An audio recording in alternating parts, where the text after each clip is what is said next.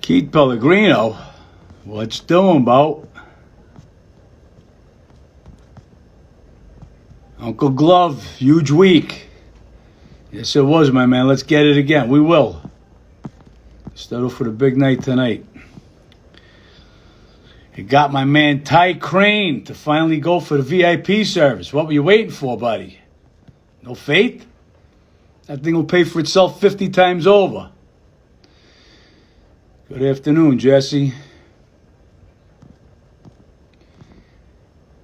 Who's this? Pedialyte the Prince? Legend. I guess you're talking about me, right? Appreciate it.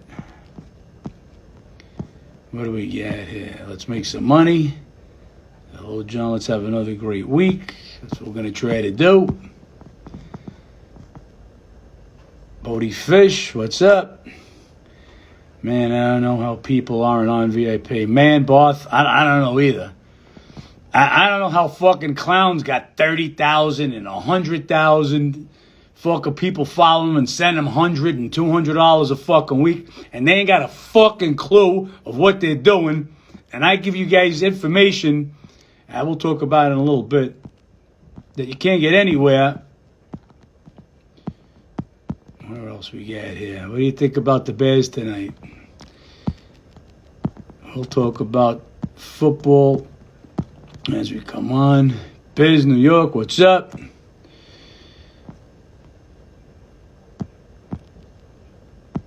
So, let's start with John, you know Mazzy Picks. John, you know, I don't know what you're trying to say. Do I know Mazzy Picks? What up, Dimitri? What do we got here? Second. All right. Versus Stu Feiner. Russ versus fight Stu Feiner. We've solved that issue, buddy. That's not even a match. Anyway, great week last week. 6-2 in NFL. 20, what were we? 21, what the fuck were we? I don't know. We were real good. Real good in NBA. Real good in NFL. 3-1 in NFL yesterday. Now let's talk about the NFL just a little bit before I get started.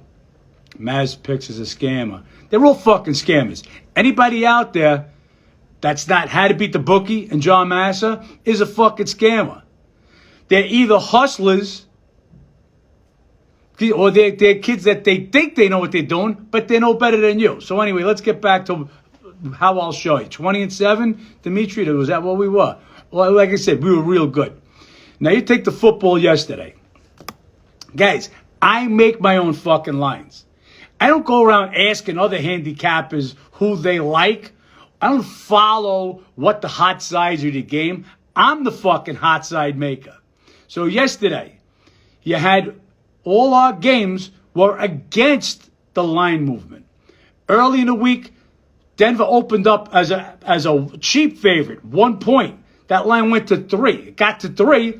Bengals were the bet, even though they had some COVID situation, okay? They were the bet. Bet against them, the smart side there. Well, the Packers game, obviously because of Lamar Jackson, that line was going to go higher anyway. But they pressed it up to 9.5. Ridiculous number. So we went against it there. We get the money there. Jacksonville, you guys that had to beat the bookie members, you know what my ratings were on those two teams. That was a field goal game. Houston had won the last 7 meetings. Why did that game go up to 6? And I said that line has now gone too high. Who the hell are the Jaguars to be a 6-point favorite? Why? Because they got rid of Urban Meyer as the coach. Anyway, we went against 3 of the big moves. We won 3 for 3 the games. The one game we lost against the move was we took the Bills plus 14. They had every opportunity to win that game. Didn't win that game. That's the difference between me and any of these clowns that you'll see out there. They want to give you the hottest game, but they give it to you after they move. Same thing in football as in basketball or hockey or whatever the fuck else they bet. Now I'm going to tell you about a kid that I actually had a conversation with. And he's got this operation called the pick vault. And what it is is artificial intelligence, and I guess his computer's running games. Now, I spoke to this kid, and he's very intelligent. I was impressed by him. But then he goes out putting his locks and his... So today he's got a lock parlay. And here's his lock parlay. His lock parlay is the Utah Jazz. They're a 12-point favorite. 12.5-point favorite now. Golden State Warriors, they're a 13-point favorite. And the Vikings, they're up to a 7-point favorite. But no, his fucking lock parlay are those three teams on the money line. So it's minus 900, minus 800, and minus 300. Now, in any other time, in a non-COVID time, that would be a ridiculous parlay because I don't know, where's the value? There's no value. You have to bet with value. First of all, being a parlay is ridiculous anyway. But especially in COVID times. So let's talk about the Golden State side of that bet first.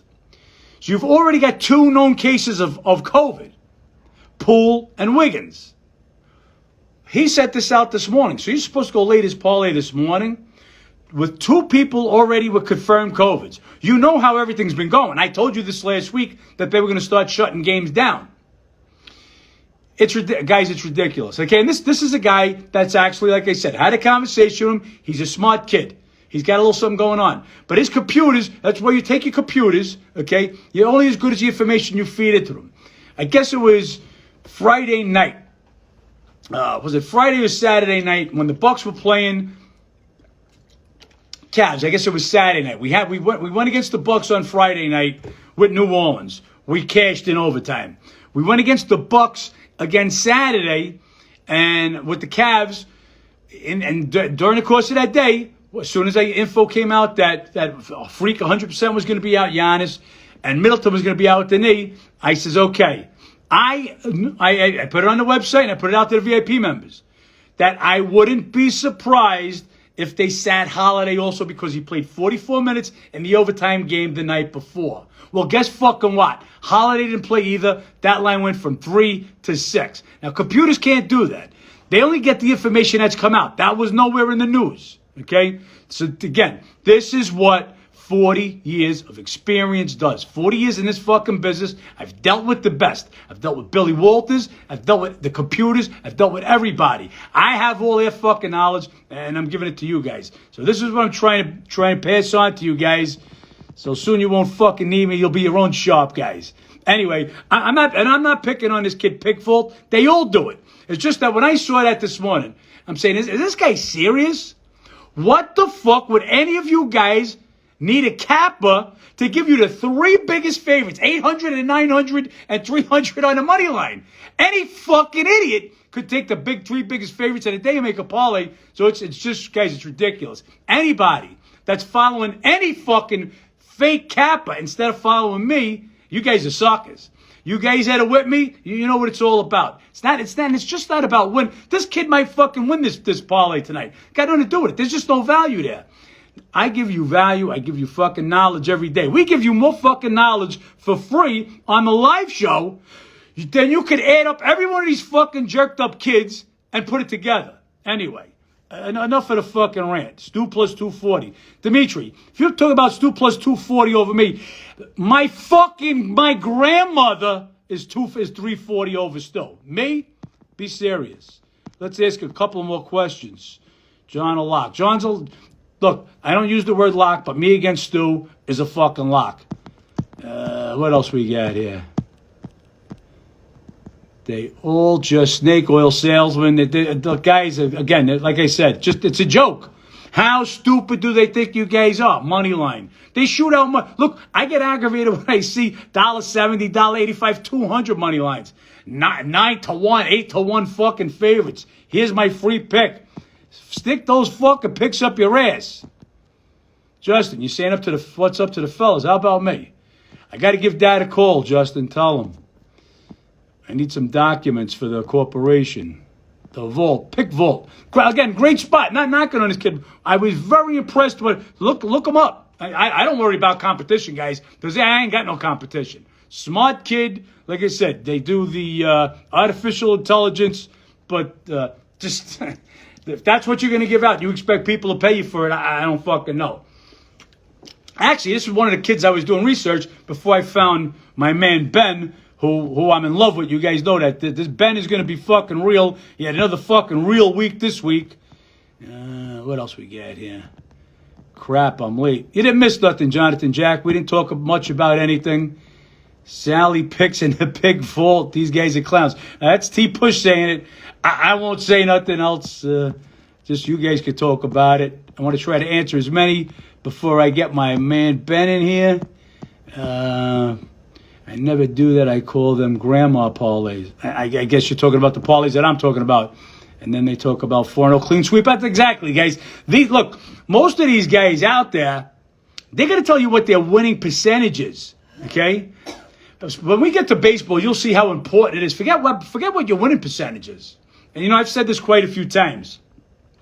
In baseball or in any sport, if you're laying $1.50, if you're laying an average of $1.50, you have to win 60% just to break even, okay?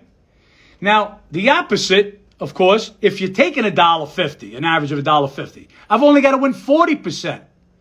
So I win 43%, let's say, and they win 57%, laying favorites. They're losing, I'm winning. This is how it goes. Not what their percent is, just because they're laying 200 and 220 fucking favorites. It's ridiculous. Who needs a capper for this? How did those money line parlays do with Tampa Bay and Zona? You ain't fucking kidding. Zona. But my man Ben, he gave out fucking Detroit Lions. Look, that's one he even had on me. He talked about that game with me early in the week, and I says, not crazy about going with the teams that are kind of out of it already. You never know if they're going to show up. Well, man, did they fucking show up. So great job, Ben. Over 70% success rate last week. Look, it was over 70. It was 75% in NFL, a little over 70% in NBA. Again, guys, the information alone that we give you, let me just check some stuff out over here. I'm gonna bring Ben on in a second. For my guys out there, for my How to Beat the Bookie guys, for my members, I sent out today, I just want to clarify it, money line on the Raiders today and under on that game. And why I sent money line? Because there was some pick at that time or Raiders won. So I didn't want to say lay this and you say, that didn't go to that. So even if you had to lay 1.5, that's why I put out money line. I don't do money line on, we're laying 4 money, but we're going to lay the money line. That's for the fake guys when they can't pick a real fucking game. So they go with the favorite and lay money line. Jonathan Jack. Ben was 9-0 on the one day. He had some losses later on, but legit 9-0. Look, I didn't pick fucking Ben for no reason. I'll tell you that right now. $1.10 is 57 break even. Locks underwater. $1.10, 57% is not a break even, my man. You talk about 52.4%, not 57%. So I hope you know what you're talking about. My kids are going to have the best Xmas ever because of you. That warms my heart, Victor. I appreciate that, and great job with the kids. It's all about the kids. That's what it's all about. All right, where's Ben? Let's get Ben here. I want to tell you guys, I'm in a hotel in Long Island. I came down to Long Island from Connecticut today. And if you ever got to come to Long Island and stay in a hotel, do not fucking pick the Garden City Hotel. It's supposed to be one of the hotels in Long Island. I'm working on a 2-foot fucking desk. It was one of the better hotels back in the day, but their day is fucking over. Me and my girl tried to get some room service. Nobody even answered the phone. So fuck you, Garden City Hotel. Ben, we just talked and giving you your applause for your pick, especially on Detroit, but your picks all week. So take a bow and tell us what's going on with you tonight. Yeah, guys, live bets, if you guys have been tuning in, saw some of you commenting about it. The live bets on the stream been doing really well this week. Yesterday we went 9-0, and the 1 o'clock slate on the stream was pretty nuts. But as far as tonight, I don't have any college plays tonight. I didn't like the slate in college basketball. I'm not too it's kind of all bullshit games, random games, no good matchups, no good spots. But there's a lot of bowl games throughout the week, so stay tuned for college football throughout the week, and I have some plays there. And again, that's what makes Ben, even at his young age, a pro. There's nothing wrong with sitting it out tonight, guys. Okay? Did you have anything with the NFL tonight, Ben? I was with you on the Raiders read. It's impossible not to be. I saw you were talking about the pick vault guy, and I saw on his page, he had the Browns rated higher with the artificial intelligence, even with Baker being out. There's no way I feel like you can have any computer rating on a team missing 18 guys and a head coach. There's just no numbers for it. I mean, that's just what I'm saying. This is when it's just your experience. Not forget the computer. I don't care what your computer spits out. You can go look. Like I said, Sagarin. What do we get here? Okay, that's Brogdon for tomorrow probable. Sagarin. I talk about the Sagarin ratings quite often. Sagarin ratings are used to pick the playoff teams in the bowls in colleges. Okay, you try to compare his ratings to me. They're a joke. And whether it's football or basketball, either college or pro, he gives a generic rating for every team for their home court advantage. It's insulting. Not stupid, it's just insulting. So they just can't have. They can't have computers cannot have what we have. We have.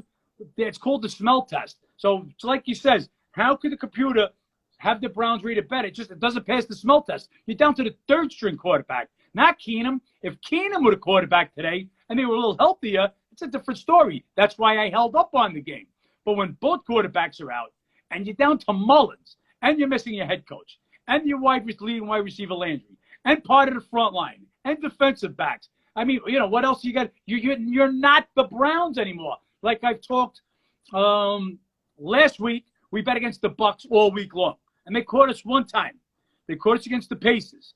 We talked about the domination that the Bucs have had over the Pacers. But I said, you're down Giannis, you're down Middleton, you're down a couple other guys. You're not the Bucs anymore. You're Holiday and a couple of LA Fitness ballers. That's not the Bucs. Same and even a bigger way today with the Browns. Because what do we got here going on? I don't even have the game on TV, so I'm just keeping an eye on it here. Right now, 7-0. Browns looking like just the way we called it. Browns, Raiders and under. So yeah, you can't.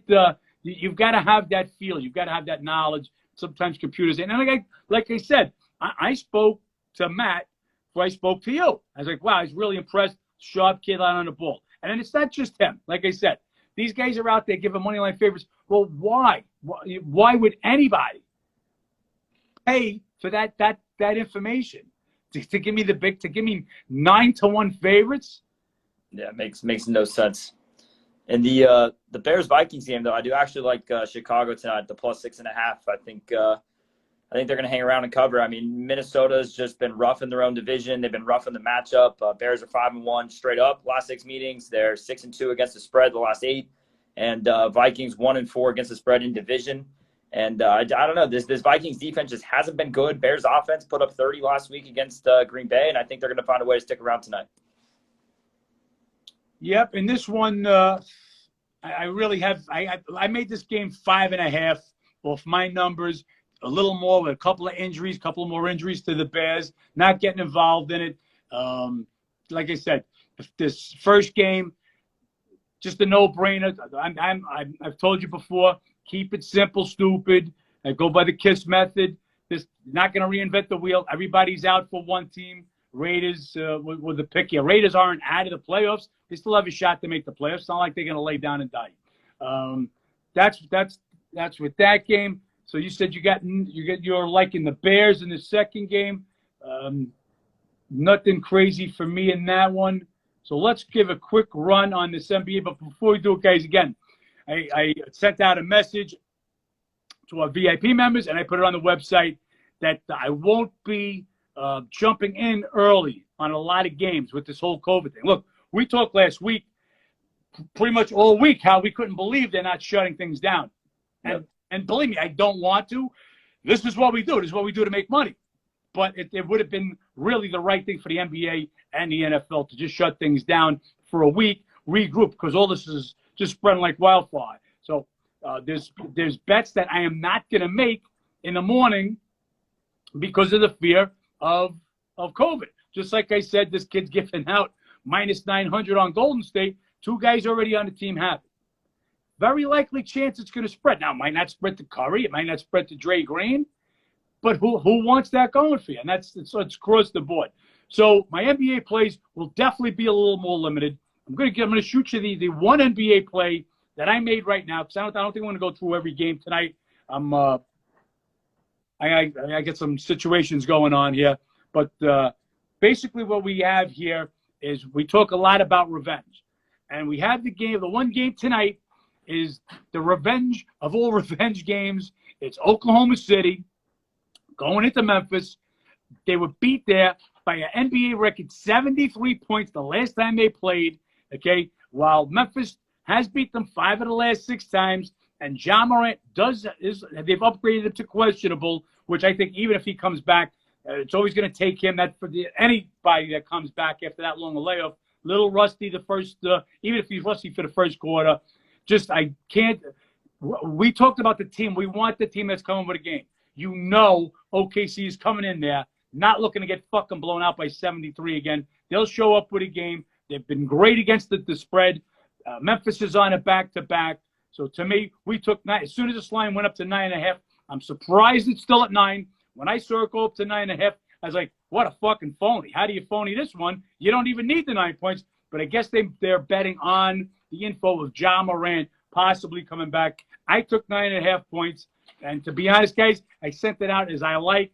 You can actually turn that to when I love OKC in the revenge game of all revenge games. And that's my one play. What do you got tonight, Ben? Anything? Yeah, the NBA, I have an under I really like with the Boston and the Sixers game. I mean, the Sixers, they've been cashing unders a lot recently. You add in the extra issues, Jason Tatum and all that.